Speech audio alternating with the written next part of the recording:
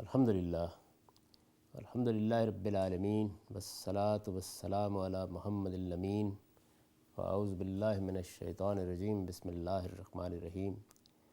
خواتین و حضرات، سورہ نساء کی آیت 27 ہے جس سے ہم قرآن مجید کا مطالعہ شروع کر رہے ہیں۔ اس سے پہلے یہ بیان ہوا کہ اللہ تعالیٰ نے یہ فیصلہ کیا ہے کہ پیغمبر کے ذریعے سے تم پر وہ سب چیزیں واضح کر دے جو اس سے پہلے انبیاء علیہم السلام کے ذریعے سے قوموں کو دی جاتی رہی ہیں۔ دین اپنی آخری صورت میں تمہارے سامنے آ جائے، اور یہ اللہ کا فیصلہ ہے، اور اللہ نے یہ فیصلہ اپنے علم و حکمت کی بنیاد پر کیا ہے۔ اسی پر مزید تبصرہ کیا ہے، واللہ یرید ان یتوب علیکم، اللہ تو یہی چاہتا ہے کہ تم پر عنایت کی نظر کرے۔ وَيُرِيدُ الَّذِينَ يَتَّبِعُونَ الشَّهَوَاتِ أَن تَمِيلُوا مَيْلًا عَظِيمًا، لیکن جو لوگ اپنی خواہشوں کی پیروی کر رہے ہیں ان کی خواہش اس کے برخلاف یہ ہے کہ تم حق کے راستے سے بالکل ہی بھٹک کر رہ جاؤ۔ یہ جیسے کہ آگے سورہ سے واضح ہو جائے گا، اہل کتاب کی طرف، بالخصوص یہود کی طرف اشارہ ہے، یعنی جو دین حق اور اس کے پیرووں کے ساتھ اپنے عناد کی وجہ سے دن رات اسی تگودوں میں لگے رہتے تھے کہ حق کے راستے سے یہ بھی اسی طرح بھٹک جائیں جس طرح ہم بھٹکے ہوئے ہیں۔ تو یہ کہا کہ اللہ تعالیٰ تو یہ چاہتا ہے کہ تم نے ایمان قبول کیا ہے، تم نے پیغمبر کی دعوت پر لبیک کہی ہے، تم اس کی شریعت کو لینے کے لیے تیار ہو گئے ہو، تو تم پر عنایت کی نظر کرے، ہر پہلو کو تم پر واضح کر دے، تمہارے لیے کوئی مشقت کی چیز نہ پیدا ہونے پائے، کوئی مشکل تم پر نہ آ جائے۔ اللہ یہ چاہتا ہے، اللہ کے پیش نظر ان ساری وضاحتوں سے، پیچھے فرمایا تھا نا کہ ہم نے ہر چیز کو واضح کر دیا ہے اور فیصلہ کیا کہ واضح کر دیں، تو یہاں یہ ارشاد ہوا کہ اللہ کے پیش نظر تو عنایت کرنا ہے، کرم کرنا ہے، اللہ تو تم پر شفقت کر رہے ہیں، لیکن جو لوگ اپنی خواہشوں کے پیرو ہو چکے ہیں، یعنی ان کے سامنے حق اور باطل وہ نہیں رہا، ان کے پیش نظر یہ ہے کہ وہ انہی کے اندر سے کوئی مضمون پیدا کریں اور تمہیں راستے سے بھٹکا دینے کے اسباب پیدا کر دیں۔ یرید اللہ ان یخفف عنکم، اللہ تم پر سے پابندیوں کو ہلکا کرنا چاہتا ہے۔ یعنی یہ اب کھل گئی بات کہ وہ کیا چیز ہے، وہ کس چیز کو موضوع بنائیں گے۔ ظاہر ہے کہ جو پابندیاں ان کے فقہاء نے لگا دی ہوئی تھی اس سے شریعت کا ایک تصور بنا ہوا تھا۔ اب جب قرآن مجید نے تصور کو تھوڑا تبدیل کرنا شروع کیا اور شریعت کے احکام کے بارے میں بعض ایسی وضاحتیں کر دیں کہ جس سے معاملات ہلکے ہو گئے، تو اس کو موضوع بنا کے مذہبی طبقات یہ پروپیگنڈا کرنا شروع کر دیتے ہیں کہ دیکھیے یہ تو کوئی اپنا دین ہے جو بنانے کی کوشش کی جا رہی ہے۔ یعنی دین کے بارے میں اگر ایک تصور پیدا کر دیا جائے کہ یہ تو ایک مشکل معاملہ ہی ہوتا ہے جو دین ہوتا ہے، تو اگر اس میں کوئی آسانی پیدا کی جائے گی تو یہ ہوگا۔ تو فرمایا کہ اللہ کا بہرحال یہ فیصلہ ہے کہ اللہ چاہتا ہے کہ تم سے ان پابندیوں کو ہلکا کرے جو علماء کی فقہی موشگافیوں کی وجہ سے ان لوگوں نے لگا رکھی تھیں۔ دوسری جگہ اسی کو قرآن نے تعبیر کیا اسر و اغلال سے، کہ یہ طوق تھے جو گردن میں ڈال دیے گئے تھے۔ تو یہ فرمایا کہ یہ پیغمبر آئے ہیں، یہ ان کو اتار دیں گے۔ اور یہ قوموں کی تاریخ کا مطالعہ کرنے سے معلوم ہوتا ہے کہ اللہ کی شریعت بڑی سادہ ہوتی ہے۔ ہر پیغمبر کو جو شریعت دی گئی ہے بہت سادہ ہوتی ہے، چند ضروری احکام، محدود معاملات میں قانون سازی۔ اس کے بعد وہ علماء و فقہاء پیدا ہوتے ہیں جو اپنی مشیخت جمانے کے لیے طرح طرح کی موشگافیاں کر کے اس کو انتہائی سخت بنا دیتے ہیں۔ جب پیغمبر آتا ہے اس کے بعد تو وہ اتارتا ہے۔ اب پہلے سے جو کچھ بن چکا ہوتا ہے وہ ظاہر ہے کہ لوگوں کے لیے معلوفات کی حیثیت اختیار کر چکا ہوتا ہے، لوگ اسی سے مانوس ہوتے ہیں، اسی کو دین سمجھتے ہیں، تو مذہبی لوگوں کو پھر یہ پروپیگنڈا کرنے کا موقع مل جاتا ہے کہ دیکھیے یہ کوئی نیا دین بنا رہے ہیں۔ اس کی اگر تصویر دیکھنی ہو تو بڑی ہی خوبصورت تصویر اس کی انجیل میں سامنے آتی ہے۔ یعنی حضرت مسیح علیہ السلام نے آ کے جب یہ معاملات کیے ہیں تو آپ دیکھیے کہ پھر وہ پہاڑی کے واز میں یہود کے علماء کو مخاطب کر کے کیا کہتے ہیں کہ سونف اور زیرے کی یکی کا حساب کرنے میں تم سے غلطی نہیں ہوتی، وہاں تو تمہاری فقہی موشگافیاں انتہا کو پہنچی ہوتی ہیں، حرام مال کھانے کے بارے میں تمہیں ادنیٰ درجے میں کوئی تردد نہیں ہوتا، تم سفیدی پھری ہوئی قبریں ہو جن کے اوپر تو بہت خوشنما رنگ و روغن کیا ہوا ہوتا ہے لیکن اندر سوائے پنجروں کی کوئی چیز موجود نہیں ہوتی۔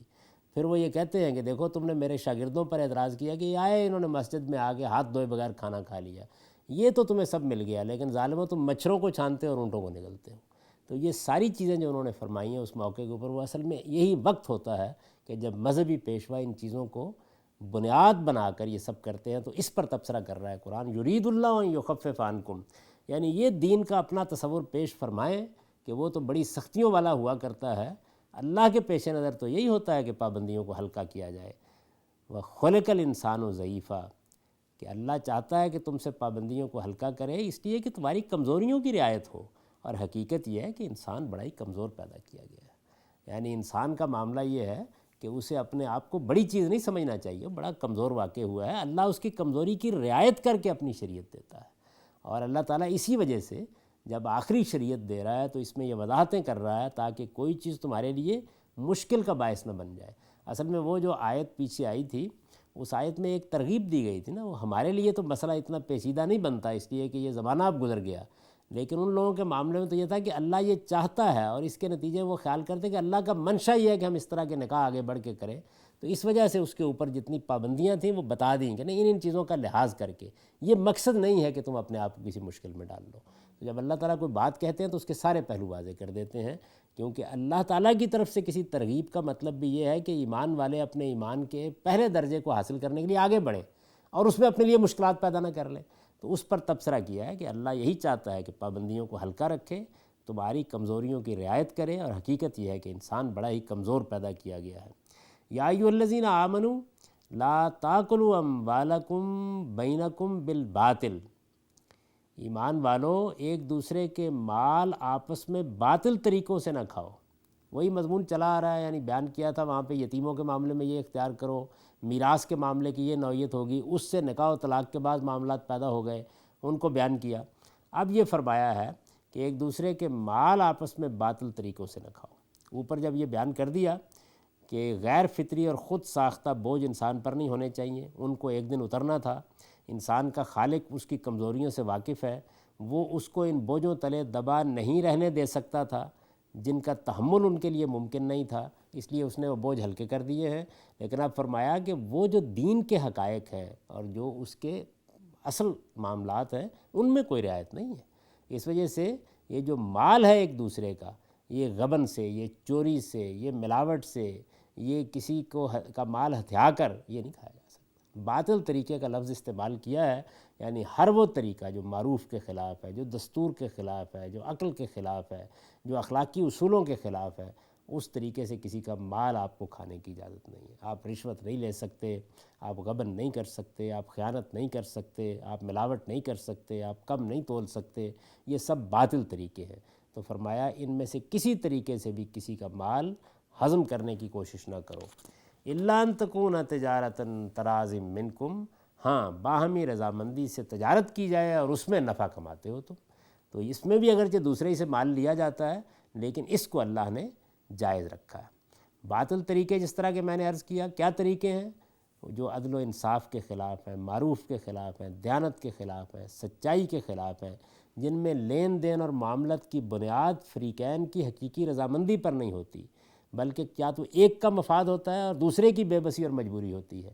چنانچہ اس کو ہمارے فقہا نے ضرر اور غرر سے تعبیر کیا ہے، یعنی جس میں ایک فریق کا لازمی نقصان کیا جائے یا اس کو دھوکے میں رکھ کر کوئی معاملہ کیا جائے۔ تو اسلام نے اپنے معاشی معاملات سے متعلق تمام حرمتوں کی بنیاد اللہ تعالیٰ کے اس حکم پر رکھی ہے۔ جس طرح کہ میں نے عرض کیا تو وہ سب چیزیں ممنوع قرار دے دی گئی ہیں جو اس کے تحت داخل ہو سکتی ہیں۔ چنانچہ آپ کو حدیثوں کے اندر ایک بڑی لمبی فہرست ملے گی بہت سی چیزوں کی، یعنی جو بیع و شراء کے، مزارت کے، ایسے طریقے رسالت مآب صلی اللہ علیہ وسلم کے زمانے میں رائج تھے کہ جن میں ایک دوسرے کا مال باطل طریقوں سے کھانے کی راہیں تلاش کی جاتی تھی، ان کو حضور نے ممنوع قرار دیا، وہ سب اسی آیت پر مبنی ہے۔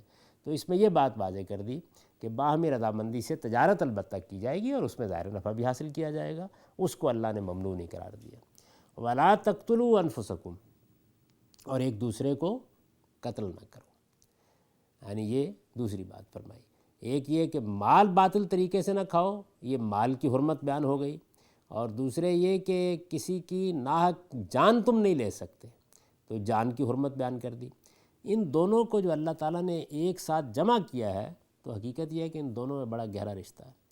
مال کی حرص اس کے حصول کے جائز اور ناجائز طریقوں کی تمیز اٹھا دیتی ہے، اور پھر یہ بیماری لوگوں کو اس طرح اندھا کر دیتی ہے کہ ان کے لیے قتل خون بھی کوئی مشکل چیز نہیں رہتی۔ یعنی مال سے بات شروع ہوتی ہے اور پھر اس کے بعد کہتے ہیں نا ہمارے یہاں کے زن زر زمین یہ باعث بنتے ہیں اس کا، تو اس میں جو زر اور زمین ہے وہ تو اصل میں مال ہی ہے نا، مال باعث بنتا ہے بڑی حد تک۔ سماجی فسادات، خون ریزیاں جو ہوتی ہیں عام طور پر، ان کے اسباب کا اگر آپ سراغ لگائیں تو معلوم ہوگا کہ حرص مال کو ان میں سب سے زیادہ دخل ہے۔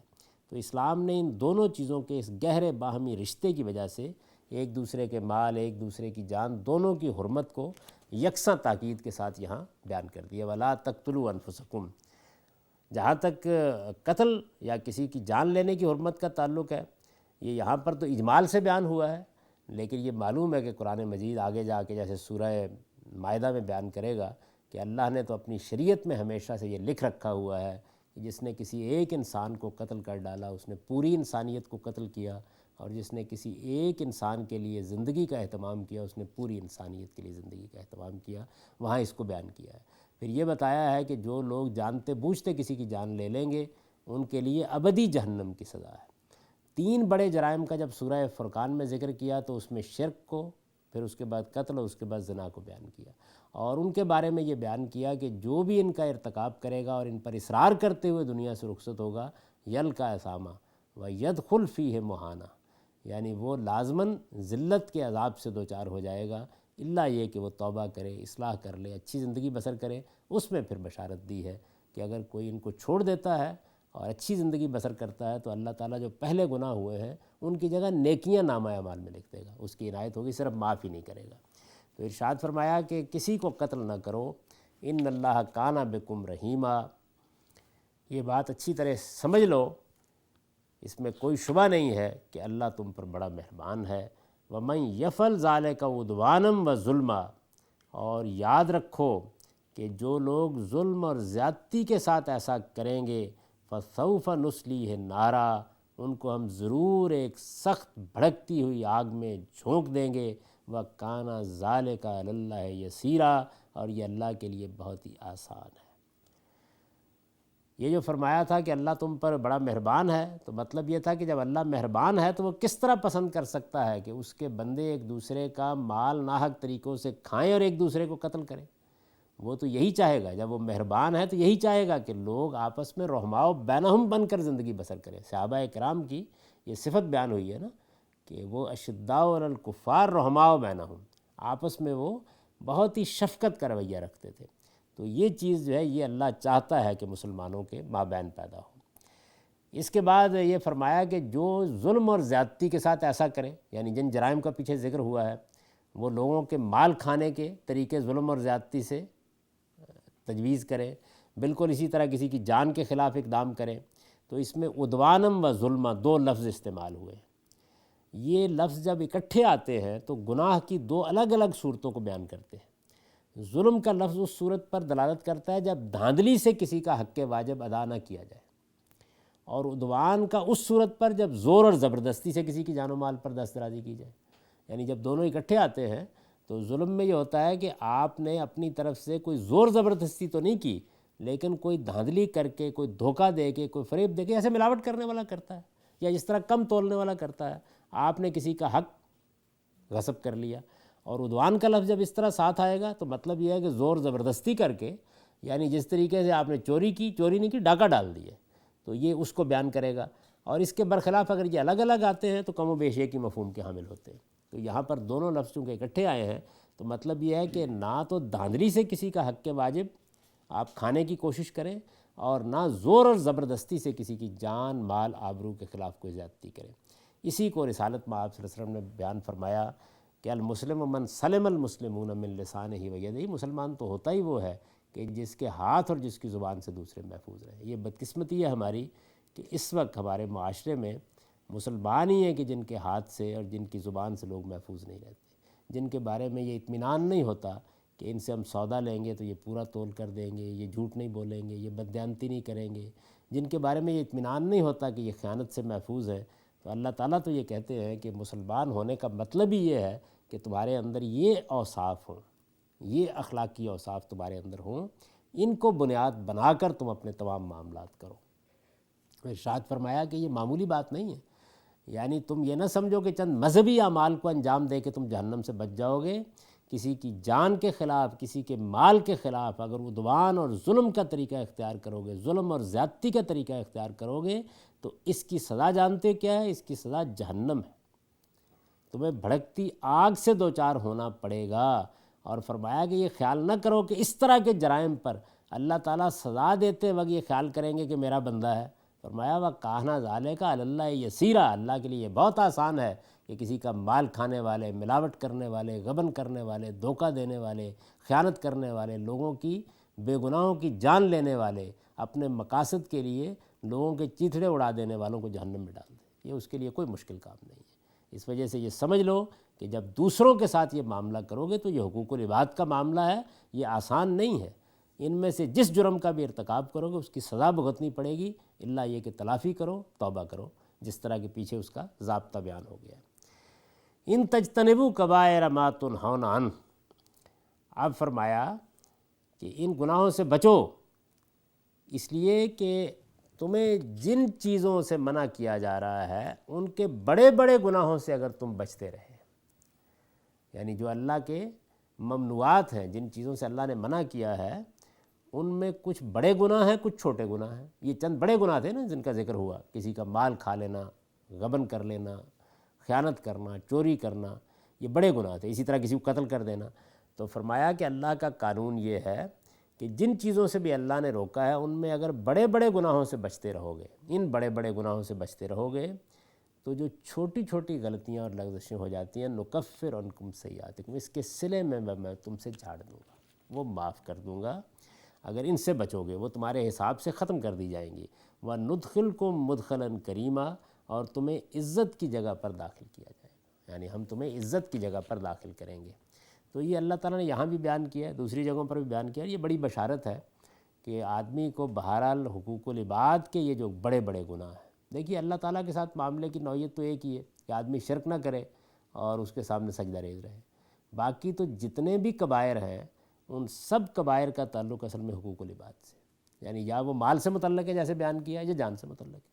کسی کی جان، مال، آبرو کے خلاف ظلم زیادتی کے ساتھ اگر کوئی معاملہ کیا جاتا ہے تو قرآن مجید جس دین کو بیان کرتا ہے اس میں یہ کوئی معمولی درجے کا گناہ نہیں، یہ معمولی درجے کا گناہ ہے۔ چنانچہ اسی پر یہ تبصرہ فرمایا ہے کہ اللہ اس کے نتیجے میں سخت بھڑکتی ہوئی آگ میں جھونک دے گا، اور یہ اللہ کے لیے بہت آسان ہے۔ یہ جو بات ہے اس میں در حقیقت اس مخفی حقیقت کو واضح کر دیا ہے کہ جو لوگ خدا کو مانتے ہیں لیکن خدا کی صفات عدل و رحم کا صحیح تصور نہیں رکھتے، وہ اپنے آپ کو الاؤنس دیتے ہیں، اور وہ یہ کہتے ہیں کہ دیکھیے جی اللہ تعالیٰ تو بڑا فیاض ہے، وہ تو بندوں کے اوپر بڑا رحیم ہے، وہ تو ہمیں معاف کر دے گا۔ یعنی وہ بڑے بڑے جرائم کرتے چلے جاتے ہیں اور یہ سمجھتے ہیں کہ خدا مہربان ہے، ہم امت مرحومہ سے تعلق رکھتے ہیں، خدا سب بخش دے گا۔ یہود کا یہی عقیدہ قرآن میں بیان ہوا ہے، اور قرآن مجید یہ کہتا ہے کہ یہود اللہ کی منتخب امت تھے، لیکن قرآن یہ کہتا ہے کہ وہ کہتے کیا تھے؟ سیغفر لنا، کہ ہمیں تو بخش دیا جائے گا۔ تو یہ جو ان کا قول ہے جس کو قرآن نے نقل کیا، یہ اسی ذہنیت کی غمازی کرتا ہے۔ اصل میں یہ جو اس کماش کے لوگ ہوتے ہیں وہ شے تو حاصل کرتے ہیں اس ڈھیل اور مہلت سے جو اللہ تعالیٰ ایسے لوگوں کو اپنی سنت سے عطا فرماتا ہے، لیکن ان کی پھر جو ہیلا جو طبیعت ہوتی ہے وہ آڑ ڈھونڈ لیتی ہے خدا کی رحمت کی، یعنی اصل میں تو مسئلہ دوسرا ہوتا ہے لیکن آڑ یہ تلاش کر لیتے ہیں۔ حالانکہ خدا رحیم ہے، اگر یہ مان لیتے ہیں ہم، اور اس میں کوئی شک نہیں کہ خدا رحیم ہے، تو سوال پیدا ہوتا ہے تو وہ ظالموں پر کیوں رحم فرمائے گا؟ یعنی رحیم تو وہ ہے، اس کی رحمت کے اصلی مستحق تو وہ مظلوم ہونے چاہیے جو ان ظالموں کے ہاتھوں زندگی بھر ستائے گئے اور آہ بھی نہ کر سکے، جن کے مال لوٹے گئے، جن کی عصمتیں لوٹی گئیں، جن کو مارا گیا، جن کے ساتھ زیادتیاں کی گئیں، جن کے حقوق غصب کیے گئے، جن کی جان مال آبرو کے خلاف زیادتی کی گئی۔ آپ اپنی دیہاتی زندگی کو دیکھیے، وہاں کیا کچھ ہوتا ہے، شہری زندگی کو دیکھیے، وہاں کیا کچھ ہوتا ہے، چھوٹے ملازمین کے ساتھ کیا معاملات کیے جاتے ہیں۔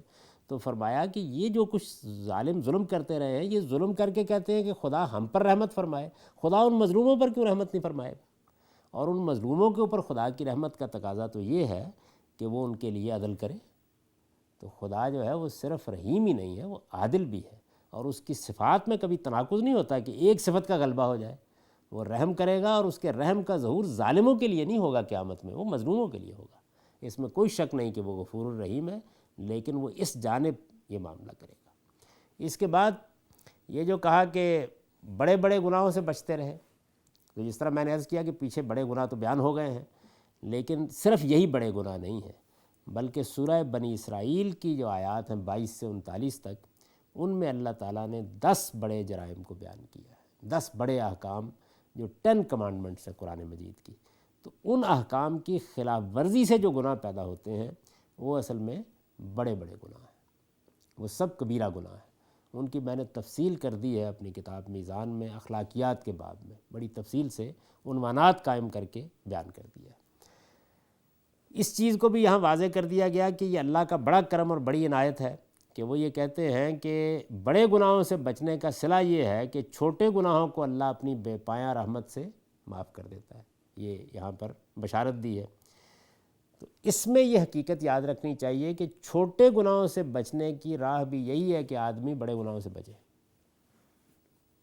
یعنی چھوٹے گناہوں سے، یہ اگر چھوٹے گناہوں سے بچنے سے شروع کیا جائے تو بڑے گناہوں میں پڑنے کا بڑا اندیشہ ہوتا ہے۔ آدمی کہتا ہے کہ میں دیکھو کتنے چھوٹے چھوٹے بے شمار گناہوں سے بچ گیا ہوں۔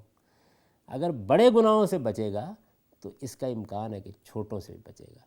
جو آدمی اپنے ہزاروں کے قرضے چکاتا ہے وہ کبھی اس بات پر راضی نہیں ہوتا کہ کسی کے 5 روپے دبا کر نہ دہن کہلائے، یہ گوارہ نہیں کرتا۔ لیکن جو لوگ اس کے برعکس کبائر کے مرتکب ہوتے ہیں، چھوٹی چھوٹی نیکیوں کا بڑا اہتمام کریں گے۔ وہ جو سیدنا مسیح نے کہا کہ مچھر چھانے جاتے ہیں اور اونٹ نکلے جاتے ہیں، دوسروں کو زیرے اور سونف کی زکوٰۃ کا حساب بتائیں گے، خود یتیموں کا مال کھا جائیں گے، اوقاف کی آمدنیاں ہضم کر جائیں گے۔ تو یہ جو جرائم ہیں یہ پیدا ہوتے ہیں اس ذہنیت سے۔ قرآن نے اس ذہنیت کو الٹا ہے، انہوں نے کہا چھوٹے ہی معاملات کو تو میں ویسے ہی معاف کر دوں گا، تم بڑوں سے بچو۔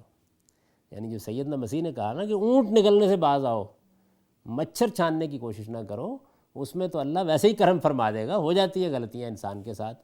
تو اس کو واضح فرمایا ہے، اس کو واضح کر کے پھر بشارت دی ہے کہ اگر تم یہ کرو گے تو تمہارے حساب سے وہ گناہ ہم برائیاں ختم کر دیں گے اور تمہیں عزت کی جگہ داخل کریں گے۔ یہ بڑی بشارت ہے۔ اس کے بعد اسی مضمون کو آگے بڑھایا اور یہ کہا وَلَا تَتَمَنَّوْا مَا فَضَّلَ اللَّهُ بِهِ بَعْضَكُمْ عَلَىٰ بَعْضٍ، اور جو کچھ اللہ نے تم میں سے ایک پر دوسرے کو ترجیح دی ہے اس کی تمنا نہ کرو۔ یہ بھی دیکھیے ایک بڑی چیز ہے جس سے تمہید اٹھائی ہے۔ اللہ تعالیٰ نے اس دنیا کے اندر 2 طرح کے معاملات کیے ہیں۔ ایک وہ ہے کہ خلقی صفات میں بعض کو بعض پر ترجیح ہے۔ اللہ تعالیٰ نے کسی کو ذہنی، کسی کو جسمانی، کسی کو معاشی، کسی کو معاشرتی برتری کے ساتھ پیدا کیا ہے، یہ ایک بالکل حقیقت ہے۔ اور دوسروں کو ان کے مقابلے میں کمتر رکھا ہے۔ ہر آدمی سائنسدان نہیں ہے، ہر آدمی بڑا شاعر نہیں ہے، ہر آدمی بڑا ادیب نہیں ہے، ہر ایک کے اندر غیر معمولی صلاحیتیں بعض لوگوں میں جو ہوتی ہیں، عبقری نہیں ہوتے سب لوگ۔ تو بہت سے ایسے پہلو ہیں جس میں ایک دوسرے کے ساتھ یہ معاملہ رکھا ہے، اور اس کو سورہ زخرف میں واضح کیا ہے اور یہ فرمایا ہے کہ یہ میں نے اس لیے کیا ہے، نحن قسمنا بینہم معیشتہم، یعنی تمہاری جو دنیوی زندگی ہے اس کے اندر میں نے یہ فرق مراتب اور فرق درجات رکھ کے تم کو پیدا کیا ہے، تمہارے اندر صلاحیتوں کا فرق رکھا ہے۔ تو وجہ یہ بیان کی ہے کہ لِیَتَّخِذَ بَعْضُکُم بَعْضًا سُخْرِیًّا، تاکہ دنیا کا نظم جو میں نے بنایا وہ چل سکے اور تم ایک دوسرے سے کام لے سکو، ورنہ سارے ہی ادیب شاعر پیدا ہو جاتے تو دنیا نہیں چل سکتی تھی۔ تو اس وجہ سے یہاں یہ فرمایا کہ جو خلقی اعتبار سے ایک کو دوسرے پر ترجیح ہوتی ہے اس کی تمنا نہیں کرنی چاہیے، یعنی یہ مسابقت کا میدان نہیں ہے۔ اس تمہید یہ اٹھائی ہے ایک اصول سے، اور اصل میں اس کی جو فرع ہے وہ آگے بیان کرنی ہے کہ مرد اور عورت کا معاملہ بھی یہی ہے۔ ان میں زوجین کا جو تعلق اللہ نے پیدا کیا ہے تو ایک کو فاعل اور دوسرے کو منفعل بنا کر پیدا کیا ہے۔ ایک کے اندر تحکم ہے، فعلیت ہے، شدت ہے، اور ایک کے اندر نرمی ہے، نزاکت ہے، اثر پذیری ہے، یعنی یہ دونوں کی خلقت کے اندر فرق رکھا ہے۔ تو اس لحاظ سے دیکھیں تو ہر ایک کو دوسرے پر برتری حاصل ہے، یعنی اگر نرمی، لطافت، نزاکت، اثر پذیری جو ہے اس پہ غور کریں تو وہ بھی کوئی معمولی درجے کی صفات نہیں ہے۔ اس سے حسن پیدا ہوتا ہے، جمال پیدا ہوتا ہے، لطافت پیدا ہوتی ہے، دوسروں کے ساتھ موافقت کا جذبہ پیدا ہوتا ہے، اس سے گھریلو زندگی کے اندر بڑا جمال در آتا ہے۔ یہ ساری چیزیں اپنی جگہ ہم ہیں۔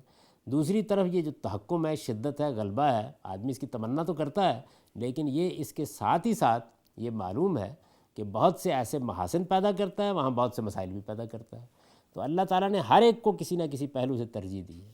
تو یہ گویا تمہید باندھی ہے آگے جو بات بیان ہونے والی ہے اس کی، کہ جو خلقی صفات کا میدان ہے، یعنی جس میں اللہ نے ترجیح قائم کر کے بھیج دیا ہے، ان کی تمنا میں مبتلا نہیں ہونا چاہیے۔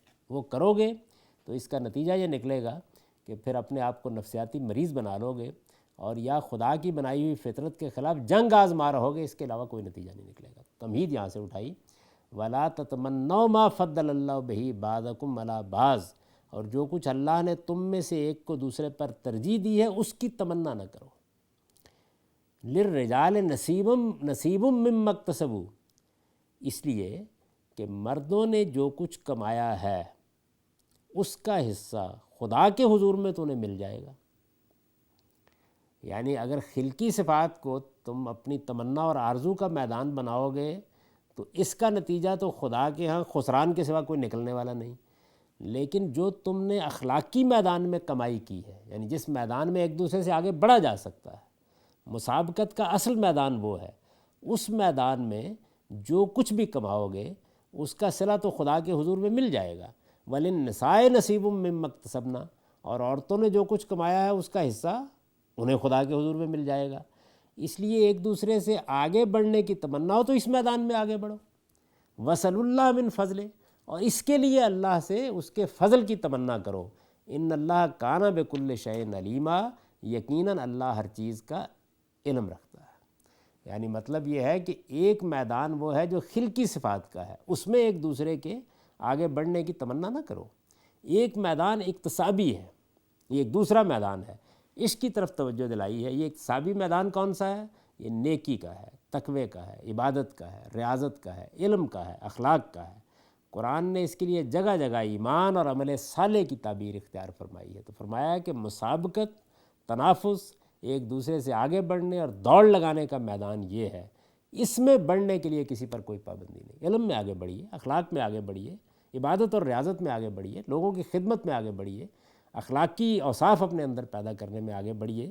یہ وہ میدان ہے جس میں آگے بڑھنا ہے۔ اس میدان میں مسابقت اتنی ہی محمود ہے، اتنی ہی پسندیدہ ہے جتنی خلقی صفات کے میدان میں مذموم اور ناپسندیدہ ہے۔ مرد بڑھے تو اس کو بھی اپنی جد و جہد کا پھل ملے گا، عورت بڑھے تو وہ بھی اپنی تگ و دو کا ثمرہ پائے گی۔ بانو باندی، آزاد، غلام، شریف، وضیع، خوبصورت، بدصورت، بینا نابینا، سب کے لیے یہ میدان یکساں کھلا ہوا ہے۔ دوسروں پر فضیلت کی خواہش ہو تو انسان کو اس میدان میں خدا کا فضل تلاش کرنے کے لیے نکلنا چاہیے۔ چنانچہ یہ دیکھیے کیا الفاظ ہیں، وَصَلُوا اللَّهَ مِن فَضْلِهِ، یہ میدان ہے جس میں خدا کا فضل تلاش کرو۔ اپنی محنت غلط میدان میں برباد کر کے لا حاصل تصادم اور بے فائدہ تنازعات پیدا نہ کرو، اس سے کوئی چیز حاصل نہیں ہوگی۔ یہ فرمایا کہ اللہ ہر چیز کا علم رکھتا ہے اور اس نے اپنے علم کی بنیاد پر یہ کیا ہے۔ تو یہی ترجیحات، یعنی یہ ترجیح ہے نا، یعنی خالق کائنات نے خلقی صفات میں جو کچھ بھی ترجیح رکھی ہے انسانوں کے مابین، اس سے اصل میں انسانوں کے ساتھ آپ کے معاملات کی بنا پیدا ہوتی ہے۔ تو فرمایا کہ یہ ترجیحات ہیں جو وراثت کی تقسیم میں بھی ملحوظ ہیں۔ وراثت کی تقسیم میں ہم اس سے پہلے دیکھ چکے ہیں کہ جو قاعدے ضابطے رکھے ہیں ان میں اقرب و نفن کی بنیاد پر تقسیم کی ہے۔ تو یہ فرمایا کہ یہ اس میں بھی ملحوظ ہیں، اور پھر اس کا نتیجہ کیا ہے؟ اس کا نتیجہ یہ ہے کہ اسی اصول کو سامنے رکھ کے وَلِكُلٍّ جَعَلْنَا مَوَالِيَ مِمَّا تَرَكَ الْوَالِدَانِ وَالْأَقْرَبُونَ، والدین اور قرابت بندوں کے چھوڑے ہوئے مال میں انہی کے مطابق، یعنی انہی ترجیحات کو سامنے رکھ کے ہم نے ہر ایک کے لیے وارث ٹھہرا دیے ہیں۔ وَالَّذِينَ عَقَدَتْ أَيْمَانُكُمْ فَآتُوهُمْ نَصِيبَهُمْ، ان میں یہ جو حصے ٹھہرا دیے ان میں تبدیلی کی کوشش نہ کرو، یعنی چونکہ یہ میدان ایسا تھا جس میں تم فیصلہ نہیں کر سکتے تھے، ہم نے ان ترجیحات کو ملحوظ رکھا ہے، ان کی بنیاد پر وراثت کا قانون بنا دیا ہے، ان میں تبدیلی کی کوشش نہ کرو۔ رہے وہ لوگ جن سے تمہارے عہد و پیمان بن چکے ہو، یعنی کسی سے کوئی وعدہ کر چکے ہو، کسی کو کچھ دینے کی بات کر چکے ہو، تو ان کا حصہ انہیں دو۔ فآتوہم نصیبہم ان اللہ کان علی کل شیء شہیدا، اس میں البتہ کسی حقدار کو نقصان پہنچانے کا کوئی ارادہ نہیں ہونا چاہیے، اس لیے کہ اللہ ہر چیز پر نگران ہے، اللہ ہر چیز کو دیکھ رہا ہے۔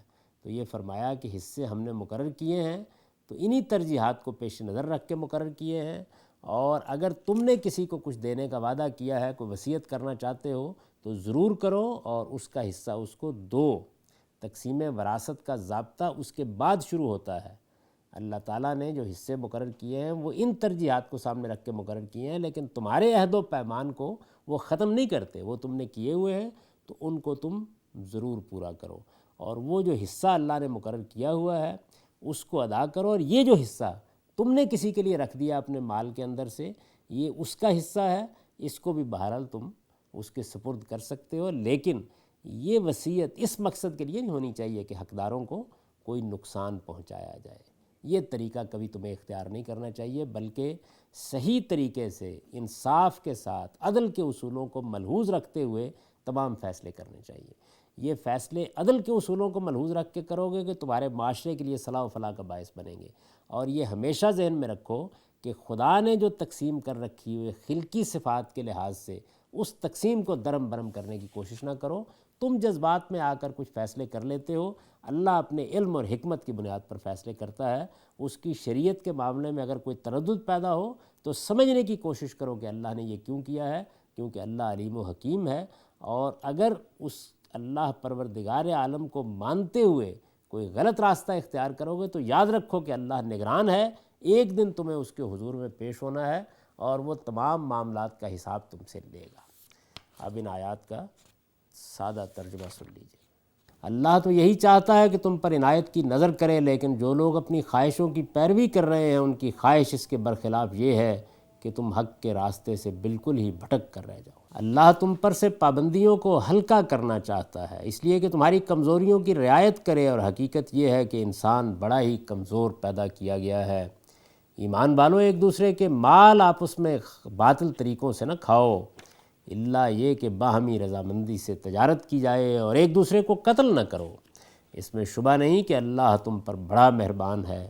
اور یاد رکھو کہ جو لوگ ظلم و زیادتی کے ساتھ ایسا کریں گے ان کو ہم ضرور ایک سخت بھڑکتی ہوئی آگ میں جھونک دیں گے، اور یہ اللہ کے لیے بہت ہی آسان ہے۔ ان گناہوں سے بچو، اس لیے کہ تمہیں جن چیزوں سے منع کیا جا رہا ہے ان کے بڑے بڑے گناہوں سے اگر تم بچتے رہے تو تمہاری چھوٹی برائیوں کو ہم تمہارے حساب سے ختم کر دیں گے اور تمہیں عزت کی جگہ داخل کریں گے۔ اور جو کچھ اللہ نے تم میں سے ایک کو دوسرے پر ترجیح دی ہے اس کی تمنا نہ کرو، اس لیے کہ مردوں نے جو کچھ کمایا ہے اس کا حصہ خدا کے حضور میں تو انہیں مل جائے گا، اور عورتوں نے جو کچھ کمایا ہے اس کا حصہ انہیں مل جائے گا۔ ایک دوسرے سے آگے بڑھنے کی تمنا ہو تو اس میدان میں آگے بڑھو، اور اس کے لیے اللہ سے اس کے فضل کا حصہ مانگو۔ یقیناً اللہ ہر چیز کا علم رکھتا ہے۔ یہی ترجیحات وراثت کی تقسیم میں بھی ملحوظ ہیں، اور والدین اور قرابت مندوں کے چھوڑے ہوئے مال میں انہی کے مطابق ہم نے ہر ایک کے لیے وارث ٹھہرا دیے ہیں۔ ان میں تبدیلی کی کوشش نہ کرو۔ رہے وہ لوگ جن سے تمہارے عہد و پیمان ہوں تو ان کا حصہ انہیں دو، اس میں البتہ کسی حقدار کو نقصان پہنچانے کا کوئی ارادہ نہیں ہونا چاہیے، اس لیے کہ اللہ ہر چیز پر نگران ہے۔ اقول قولی ھذا واستغفر اللہ لی ولکم ولسائر المسلمین۔